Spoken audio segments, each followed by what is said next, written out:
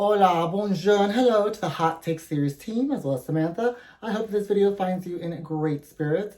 My name is Eduardo David, and I currently reside in Las Vegas, Nevada, which is where Elvis got his blue suede shoes, and the only city that you can actually use as an excuse for your bad behavior. No, really. I've been to court and watched attorneys use the Vegas lifestyle for people's debauchery and bad behavior. Wow. That's pretty impressive. I've been in Las Vegas for about 28 years.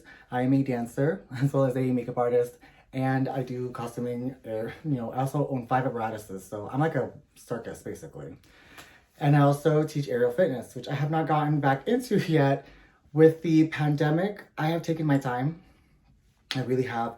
There's something about COVID-19 that it jarred the whole world, except for the one joke I like to make is, if the Spanish flu were to be alive today, she would tell COVID-19, take a seat, girl, and watch genocide. Just because if the Spanish flu were actually here today versus COVID-19, it would be a whole lot worse. It would be a whole different story. Very different. And with working in food and beverage, I've also realized that a lot of people don't know how to wash their hands.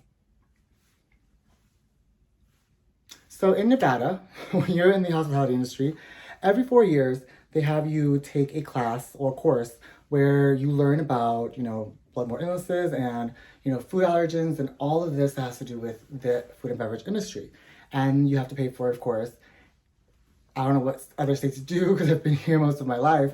However, we're fully aware of, there's so many hotels here, people come for, travel, tourism. So with Vegas, there's like a standard already when it comes to cleanliness. With COVID, it baffles my mind just because I don't understand hygiene. As a performer, we also have to have good hygiene too, but I don't know. Maybe it's just me. Probably. No, it's not me. No. I don't believe that. No.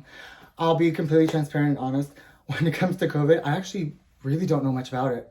I'm so blindly unaware of what these symptoms are or how they start, like the row of how, you start with a cough and then you start nausea, diarrhea. I haven't read anything about it. I really have not.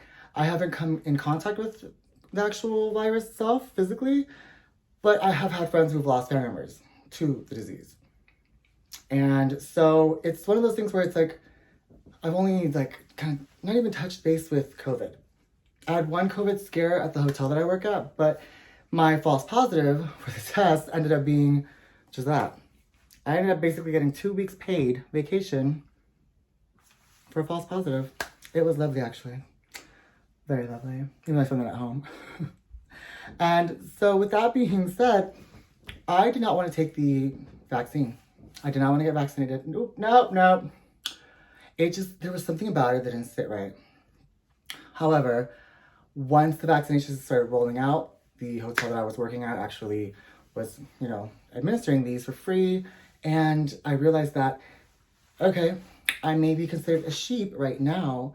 However, what am I going to say when the car note is due? Or when my rent is due?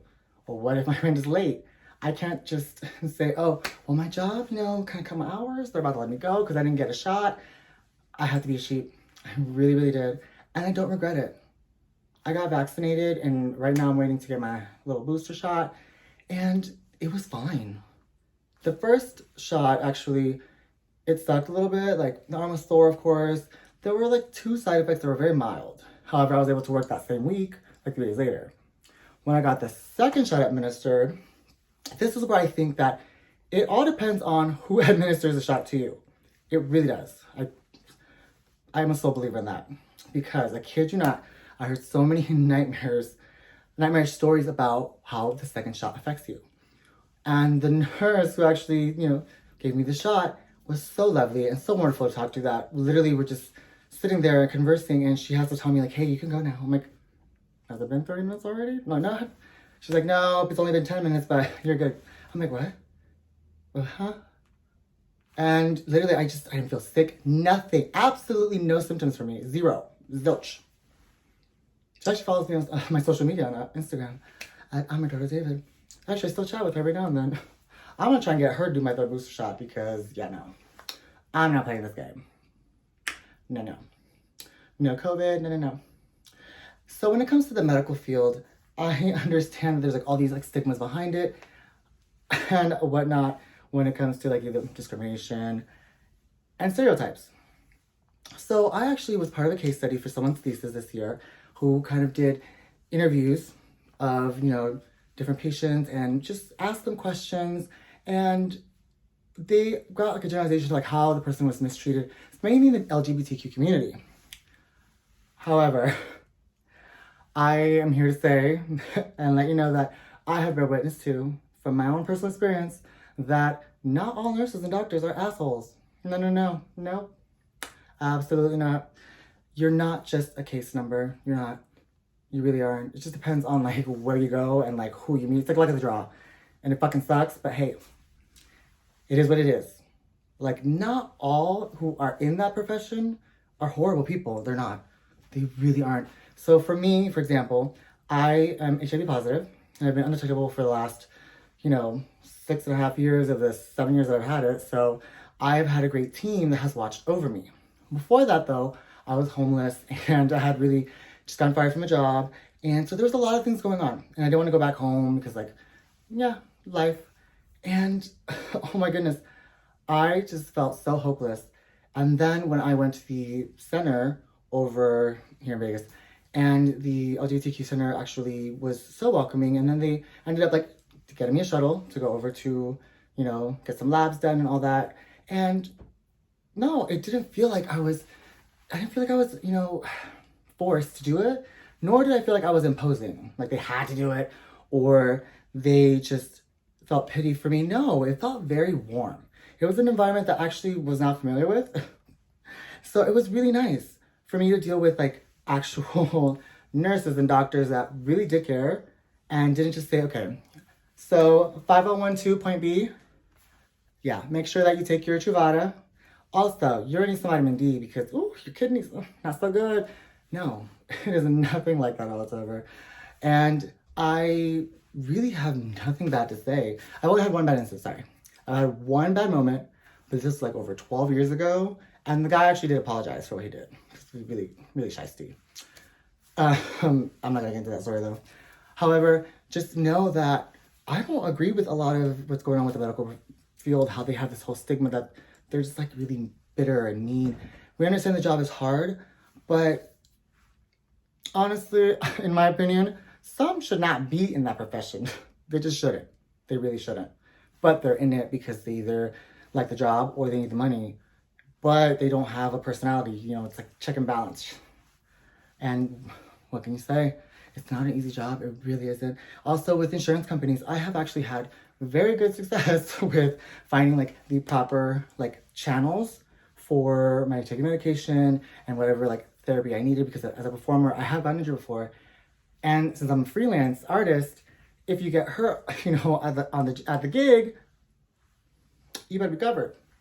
Because if not, no bueno. But with that being said, this whole having to be vaccinated and not vaccinated, it's very reminiscent of when Hitler took over Germany and started putting basically the tattoos of swastikas on the Jews, basically to brand them.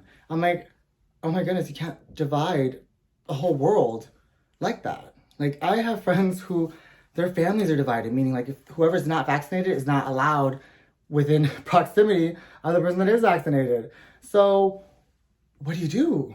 It's so weird to watch families actually argue over that. No.